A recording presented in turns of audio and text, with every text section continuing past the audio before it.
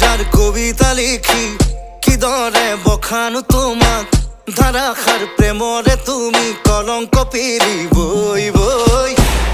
যার কবিতা লিখি কি দরে বখানো তোমাক ধারাখার প্রেমরে তুমি দিসাং দিগাৰু হই। খজারে প্ৰকৃতি উৰি নুগৈ যদি হেও ভতে আজীবন থাকিব তোমাৰে হৈ।